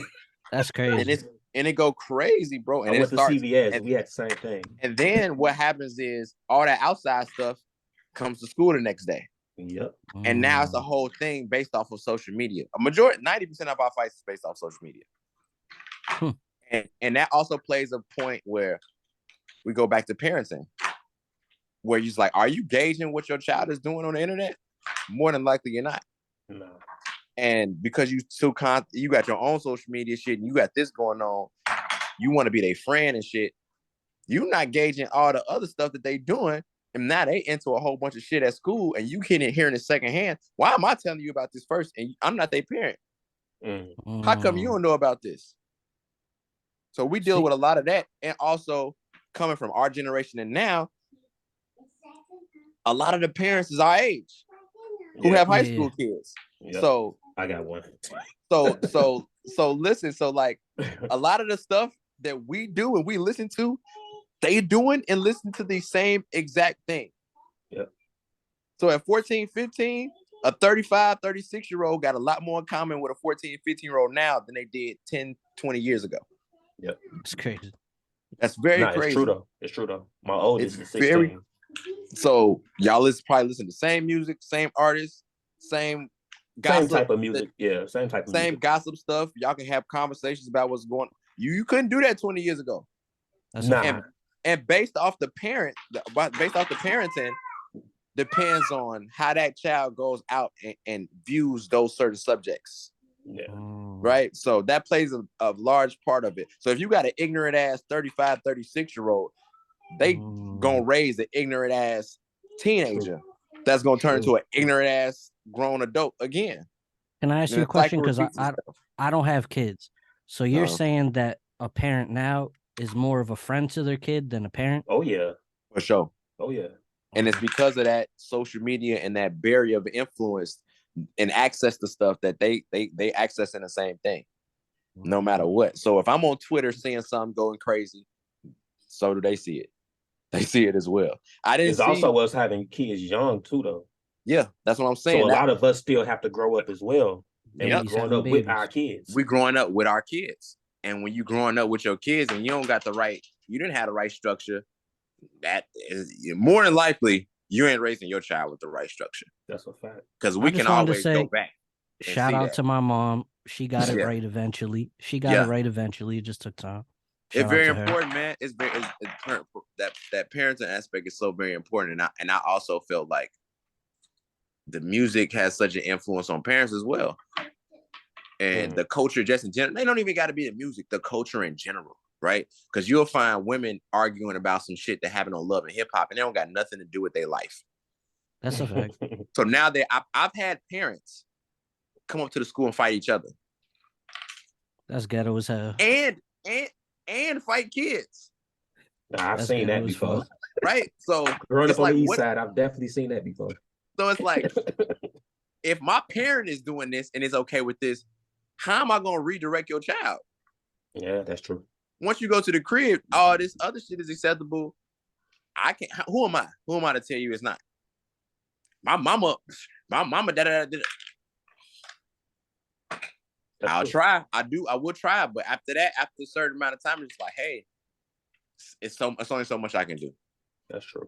I got to let the kids. I think most people's goal is just to do better than their parents. But when you come from a broken home, you have to set the bar a little higher. You have to, man. And it's very important to set that bar high to be like, listen, I want you to do better because I wish I could have. So I do have parents that are excellent parents. And I don't want to shy away from that. I do have parents who come from unfortunate situation. They like, nah, my baby ain't finna be on this. My baby ain't finna do that. That's not what we building over here. And I'm like, super appreciate that because that makes our job a little bit easier. But yeah, you have more of the other than anything else, though. So I just wanted to shout these environments. No, you good. I wanted to shout out my generation because a lot of people that I grew up with that didn't have a father, they're great fathers now. No, yeah, I love them. Definitely. Oh, I love them type of guys for sure. Yep. I had my father, so it's different. I had mine. Same. He would what you would call the weekend dad. I get it, but he was still there. That presence was there. But I do have a lot of friends that grew up with no father.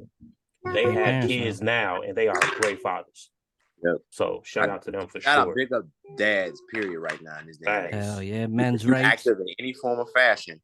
You are making a big difference. Because the deadbeats get all, it's kind of like that bad kid, good kid you were just talking about. All the deadbeats get all the attention, but it's like, damn, let's shine some light on the fathers who's actually there and doing what they doing stuff. Exactly.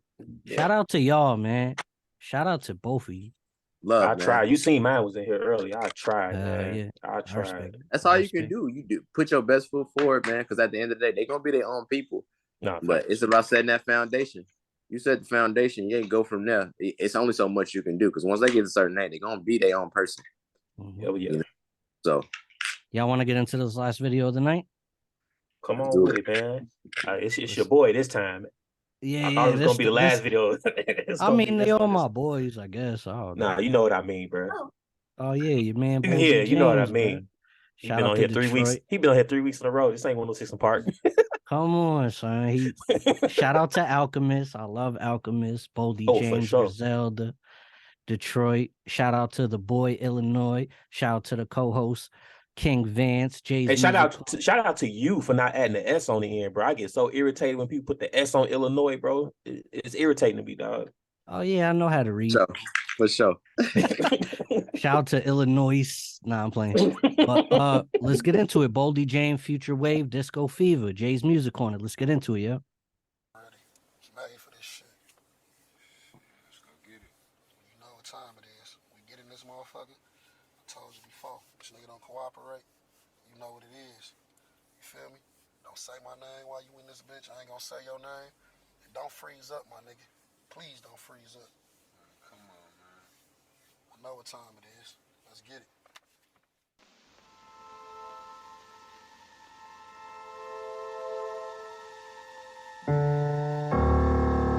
Two-way, Douce, Siete. Big bucks, no whammies when I shoot my jammy. Ride around with that slammy, time to up the ante. Posted up on that concrete, my feet firmly planted. Catch a body, spend the summer in Miami. We want all the Rossi Cottons and the Addies. Got the R's from my auntie, syrup from my granny. Chop a switch on fully, keep a Glock in handy. My bitch pretty pink, pussy tastes like cotton candy. Way I ran that guap up, niggas think I'm scamming. Way I step in that wop, I damn near put the hand. Big pole behind tents, look like a nigga camping. Can't no nigga on this planet ever say they stamp me. Remember posted on the Fink was serving out the Grandies. Last of a damn breed, the trillest nigga standing. Still pinching underhanded, all my footwork fancy. Got tricky moves when I'm dancing, champs was made from chances. Yeah. Got tricky moves when I'm dancing, champs was made from chances. Got tricky moves when I'm dancing, champs was made from chances. Hey. Other crimes of violence also. Detroit is among the statistical leaders. Robbery, assault, and rape. It get tricky on the dance floor, one strum of the banjo. Now pull to get a nigga knocked down for a couple bandos. We can both pull them sticks out, little nigga with a hit bump. Make a nigga do a dismount for the 5-figure discount. Quick to get a nigga lifestyle, water in my veins ice cold. 800 grand bus, Cuban 24 karat white gold. Old school running on turbo blue, but I'm burning nitros. With a bad bitch and all my ice on in front of murder maestros. Let my hoe shake her ass on the ground so she could get her likes on. Paid a couple racks on my bitch kick, she ain't got no mics on. Back then hoes didn't want me, now a nigga feel like Mike Jones. Bought so much ice up in Hutch, I'm the one who keep the lights on. Yeah. Got tricky moves and I'm dancing, champs was made from chances. Got tricky moves and I'm dancing, champs was made from chances. Hey. Got tricky moves and I'm dancing, champs was made from chances. Let's get it. Got tricky moves and I'm dancing, champs was made from chances. Once again, it's Jay's Music Corner, Volume 3, Episode 11, with special guest, the Boy Illinois, and co-host King Vance. What did y'all think of that? Midwest, man, I always gonna shout out and have love for Midwest. That's what bad. And he was definitely one of the ones that was like, came up during that blog era. Yep. That was such Drive, a, man, listen, the blog era was such an important era for our genre of music, man. It was something different. So I'm gonna put this little tidbit out here real quick. I'm gonna have to big myself up real quick. I was the first person to as far as like on album art, I think I kicked everything off because I remember during the blog era where they would post a song and they would just had a picture of the artist. I had a project called Inhale Part 2 when I was in college, and I did a cover art for every song on the project. So every project, every song that got posted on Fake Sure and everything had album art to it. Dom Kennedy, which is a homie of mine, I fuck with Dom heavy. He did the same thing on one of his projects. I forgot what project it was, but he had album art for every song. And then from there, Westside too. I don't think it wasn't a Westside project. It was another project. I can't think of it. Yellow Tape. Man, I can't think of it. It don't matter. Nah, but shortly after that, that's when everybody started doing a cover art for every song they put out. And I feel like I spearheaded that a long time ago during the blog era. But blog era was such an important, very, very important time for us. Thanks. Speaking of stuff like that, I wish more artists actually told the truth on their inspiration or why they do certain things. Because doing that could have sparked what they do now. And instead of saying, yeah, I seen this one artist the Boy Illinois, or I seen Dom Kennedy do this, and it is, you know what I mean? Like if more bigger album, artists do that, it ain't. Lupe's, you don't Lupe's dim your album, own light to shine bright on somebody else. So Lupe's album Tetsuo and Youth, right? That album was broken up to seasons, right? Yeah, I remember that. That came from me. Inhale Part 4. Inhale Part 4 was the first project I put it. That was the project that got me linked with First and 15. My project was called Inhale Part 4 Hooray. Was Shout out to Stack Bundles. Greek, it was based off the Greek goddesses that controlled nature in the order of time. My project was separated in the seasons. A year and a half later, Tetsuo and You comes out and it's broken up into seasons. So cats who knew hit me up like, bro. I was like, yeah. I was on tour with him. I was on tour with him the whole time he was making Tetsuo and You. So I knew off top. Like I knew where that came from. Yeah, it came from me. But yeah, I can give y'all a couple of them stories with different artists. Rocky Fresh, Chance the Rapper. Yo, I was just gonna ask if you ever did a song with Rocky. You know, they tried to make me and have beef early on for no reason. It's really like that. They usually do that. Chicago they usually do that. Different. So some wrestling shit, and it was some petty shit that happened too between us. I'm never the aggressor. I always just defend myself. Never, because I'm a cool dude. I don't like everybody's waiting for everybody, but people get stuck in some type of they own whatever they got going on and decide to do some fugazi shit. So that's what usually happens. But no, we could have done music together, but a lot of phony shit happened. Shout out to Fake Shore Drive, bro. Yeah, Drew was one of the first people. I used to follow that every day in high school or middle school. Yeah. Drew was big in very influential into my come up. That's right. Yeah. That's cool. Still good people to this day. Like I got nothing but love for him. Shout out to Dom Kennedy. Yes, sir. Dom Kennedy. Dom is one of the homies too. Still, like Dom. I come from the Nike Talk era. So I was on Nike Talk as a young cat, and I was a very influential music board. Ben Baller, Wale. I remember Ben Baller. Wale, Dom Kennedy, my homie God Jules, my homie YP.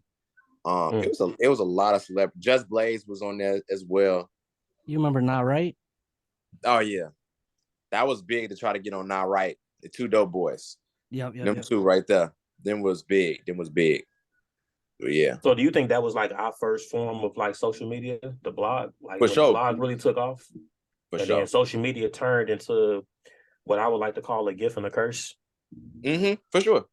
So Soulja Boy was really one of the first artists to kind of like take it and really make something of it and show people like, yo, y'all can really make it off the social media stuff. But then it turned into what it is now, where it's like it's definitely show you the curse of it. Don't forget MySpace and SoundClick though. Yeah, they was in that turn. They was definitely in that turn. It was at the very beginning. But SoundClick, SoundClick. Oh yeah, SoundClick. Hey, I've been on there some nights, man. I used to get a lot of beats off of SoundClick. At first, when he said the Boy Illinois, I thought it was Illinois Beats.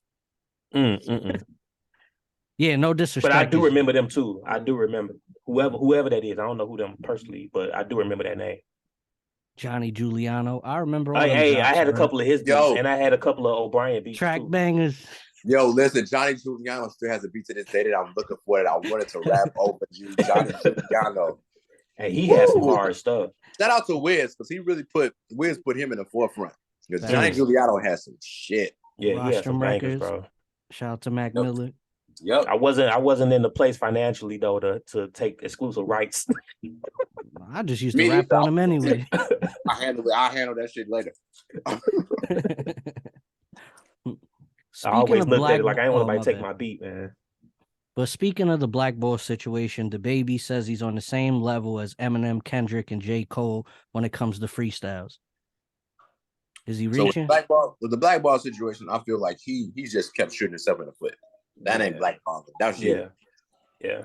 Blackballing is like when somebody don't like you, or you're threatening their position, and then they like, hey, let me sabotage and let me do this X, Y, and Z to make sure this person doesn't read my. DaBaby was a superstar, so it's like you reached you was at the plateau, the highest level, As far as freestyling goes, I don't know. I mean, it's to each his own.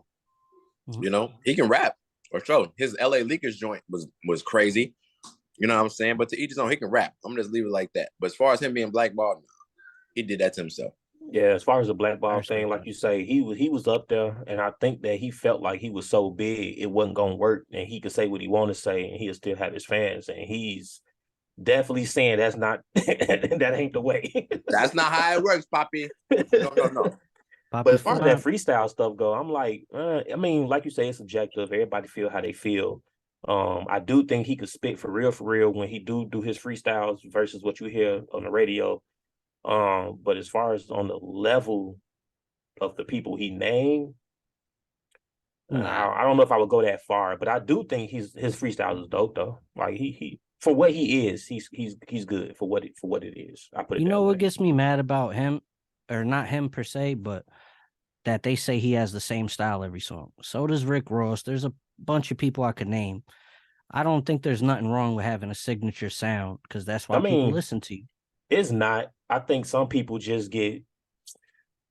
I think it get to a point where if people wasn't really a fan of you like that, if they heard one song and they was like, like if they heard one song and they was like, oh, I like this one, but then you hear his other songs and you realize it got the same type of feel to it. All of a sudden, oh, you only make one song. They do that with Lil Baby.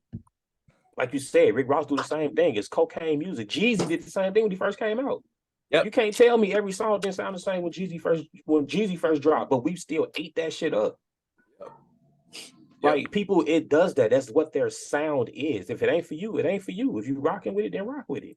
Yeah. Yep. I agree. Getting back to you, I tried to pinpoint who you sound like to like make a comparison. I think you have your own sound. There you go. I tried. I was gonna say your voice is kind of like G Count from LEP, but I love you. That's the homie too. You kind of have your own. That's the only thing that I could think of. You kind of have your own sound, and I appreciate that. I appreciate that. Now, what I will say is rappers from the city that is not considered gangster rappers all have that same feel. They have that I don't even know how to explain it. It's just the ones who put more, I don't want to say that either because it's gonna make it like I'm shitting on somebody else. But the ones who put more thought into their music, from the production to how they feel like that's gonna hit, to how they ride on the beat, to how that's gonna, coexist, just a real story behind it, like a Common, like a Lupe, like a Illy, like just those type of rappers from the city, to me, all have that same feel.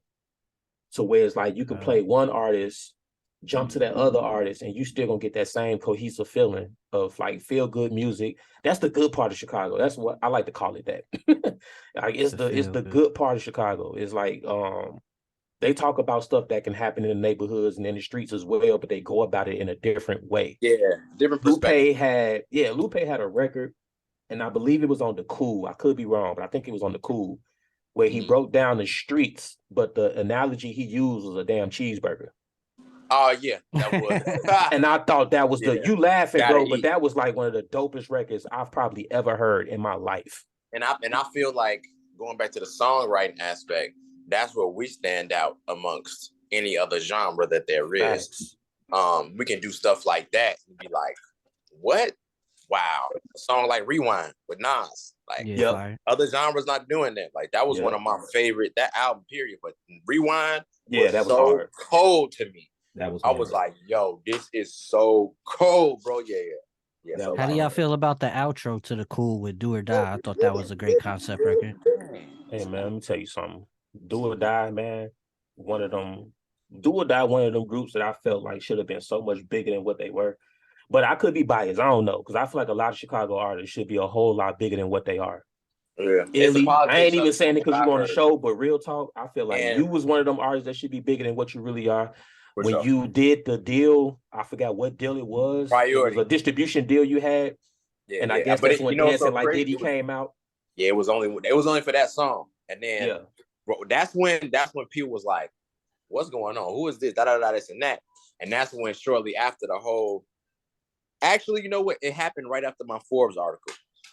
I had a Forbes article come out, that said that I was the artist to blow out of Chicago, and boy, that rubbed people a lot of people the wrong way. I don't know why. That should have been love right there. I remember when people thought you had signed with Kanye. Because I was one of the ones who reached out to you. I was like, yo, this real? Heavy is the head, and you that was wears like, the unfortunately, crown, bro. You was like, unfortunately, bro, nah, that ain't real. Nah. I remember that too. I thought that shit was real. I was gonna say, yeah, that boy, gone. But they know who I am. And that's the number one. Like, everybody know who I am and what I do. It's just, it is what it is, man. I don't feel no type of way about it because I still got a long ways to go and I still got more in the tank. So facts. I ain't tripping. Yeah, facts. From your experience, how is that saying, like, heavy is the head that wears the crown? What? It's very, especially in Chicago. Man, listen, you talking about people that's gonna come at you heavy all the time, no matter what. Like, if you that dude, people gonna always find something wrong with you. I don't know. It's the psyche that crabs in a barrel type mentality is so real here. It's wild, man. Everybody want to be the king. Everybody want to do this. And if you are, like, nobody can't just be like, he good and just be that. It's always something extra added onto it. He good because of X, Y, and Z, or he do it. Let's just get this. Let's get money together. Let's do that. And yeah, I've seen the inner workings of this industry, especially in the city. It's ugly. It's real ugly. I can already imagine. It's ugly. But then you got the politics too from one side to the other side, because now the younger generation is kind of running the city in a way. So what about what do you think a newer artist from the city should do to stay away from that? Because let's just say a new artist come out, they do a song with one side that don't get along with this particular side that's the popular in the city, and now they kind of blackballed because they went and did a song with this person. Stay away from that shit. I feel like if you're a young artist from the city, just venture outside. It's the best thing you can do, because now you ain't got to deal with a lot of people booing you at home.